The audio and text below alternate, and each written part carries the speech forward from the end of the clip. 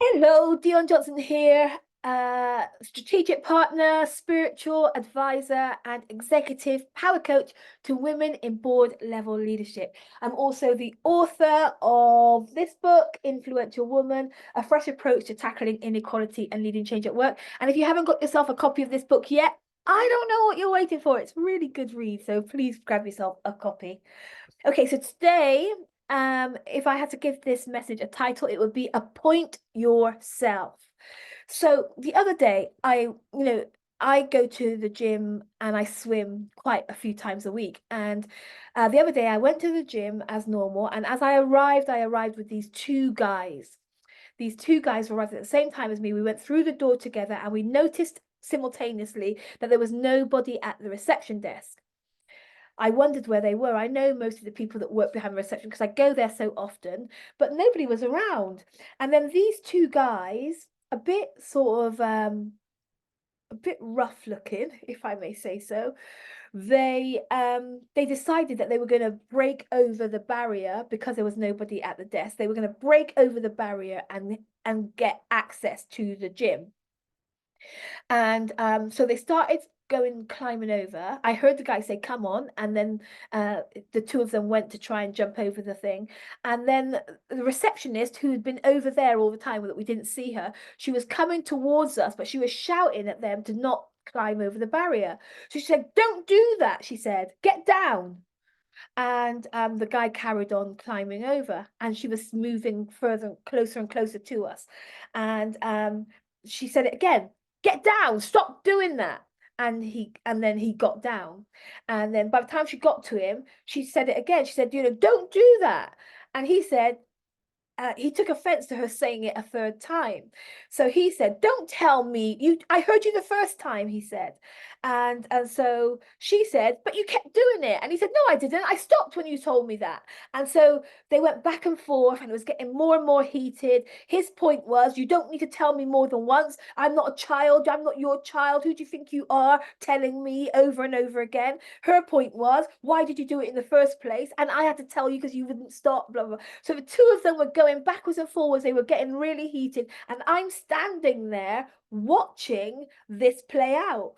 So I realized that it's getting more and more heated. And I said to the girl, the receptionist, I said, "Look, stop answering him. Stop responding. Stop retorting. Like it's not helping. It's just throwing fuel on the fire." But she just was so in her, I think she was angry or, just upset. Like she was just really heated and she just wasn't hearing what I was saying. And, they were moving around and they were shouting at each other. And I just thought to myself, oh my God, I'm calling for help, nobody around. I thought any minute now, there's going to be a fight. Like this is the kind of situation that you read of in the newspaper where where receptionists get shot or receptionists get stabbed or something happens like that. And I was really worried that this was where we were headed. So instinctively, I just took my phone out and started recording it. I don't know where the idea came from, but this is how I felt to respond because this girl just was not listening to me. Tell her to just stop pouring fuel on this fire, and it was getting hotter and hotter. So I got my phone out, started recording it, and then this guy in his temper saw me doing this, and he said, "Who the heck are you?" He didn't say heck. He said, "Why why are you getting yourself involved?" And I said to him, "Because I'm worried. I'm worried about how this is playing out. I saw what happened and I can't get this to stop, so I'm recording it." And then he said, "Mind your own business, get lost, turn that phone off, put that phone away."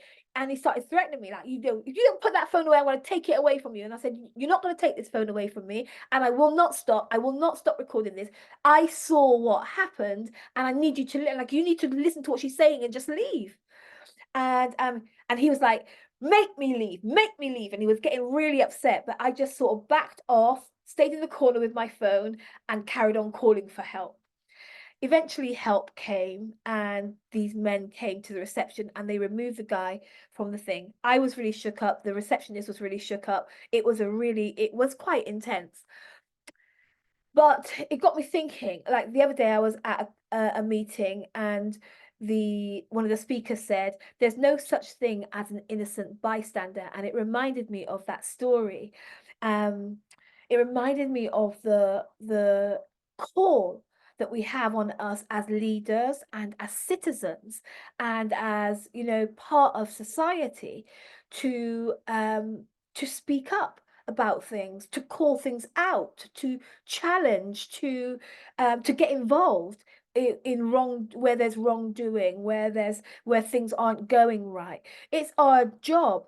But I also know in my time as a board level leader and my work with board level leaders that even in industry, even in our work lives, even on our leadership, we can be in those positions where we see things happening, where we see things not going right, where we see things not working right, but it can be quite difficult, can it, to call things out. To challenge is challenging. To speak up about things that aren't working is a real difficulty.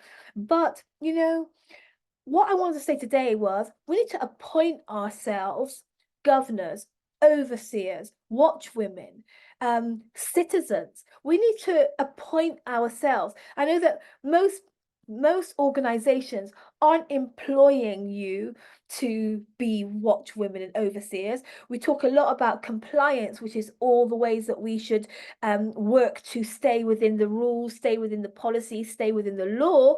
And that's all well and good.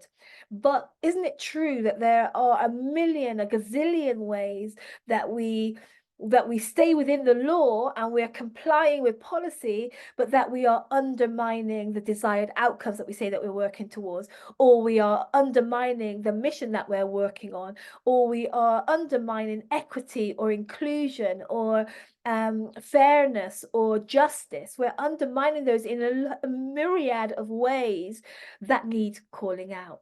And oftentimes we're at the table and we're, from our perspective, we can see. But we don't feel appointed. We don't feel like that's our job to call it out, or we don't feel safe enough to call it out. But call it out we must. And so I'm encouraging you today to be self-appointed overseers, self-appointed watchwomen in your space. I love what Edmund Burke says. He says the only thing necessary for the triumph of evil is for good men to do and say nothing. And I was thinking about this and remembering a conversation that I had with a woman years ago who told me about her experience seated at that big brown board table. That's how she described it. She said, I sat there thinking, hey, you know, this is not the place for me to get all vulnerable and, you know, share my little idea about what's not working here. She said that my little idea would have been eaten for breakfast. It would have been shot down in a shot, she said. And so, you know, I just sat there thinking to myself, I can't be bothered to show up and speak up about this. I can't be bothered to put my penny's worth into the pot. It's not even worth my while. She said it looked like one person was talking and everybody else's job was to listen. Well, not if you self-appoint as a watchwoman, not if you self-appoint as an overseer, as a citizen, one with responsibility, a responsibility carrier.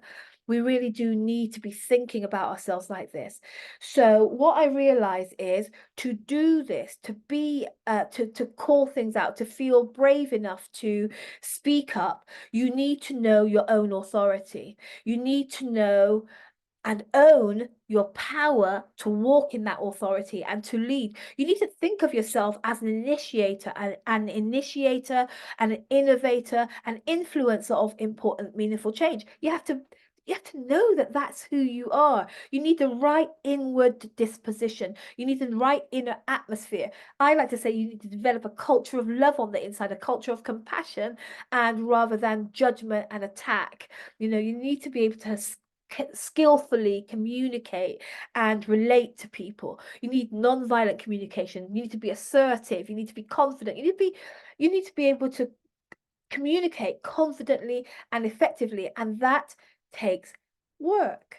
And so that's what this video is about. Appointing yourself means equipping yourself, being deliberate and intentional about being one who will not be backwards in speaking up about what is happening and what you think needs to happen instead, what's happening in your organization, your industry, in your field, and what you think needs to happen instead.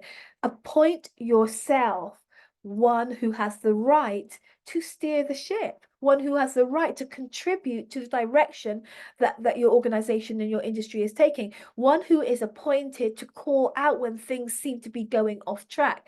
What's playing in my mind right now is that film Titanic, when someone's trying to get the captain's attention and say, look, we're going the wrong way, this is not working, and the captain not deciding to listen. This is the fear that we have, isn't it? That we won't be listened to, that things won't that it won't go well with us. It's risky to call things out, or who am I to call things out? Well, you're a citizen, you are a leader, you are appointed, self-appointed if required, to speak this thing, to call things out, to be the voice that is looking out for ways to course correct, ways to bring things back on track, ways to go where the organization says it wants to go to. So appoint yourself. Today, think of yourself as an appointed overseer, governor, responsibility carrier, and then begin to do the work to equip yourself with the courage and the confidence and the skills and the wherewithal to be able to do that. What do you think? Are you ready to appoint yourself as overseer and watchwoman in your space? Let me know what you think, and I'm looking forward to hearing your comments, and I'll speak to you in the next video. Bye.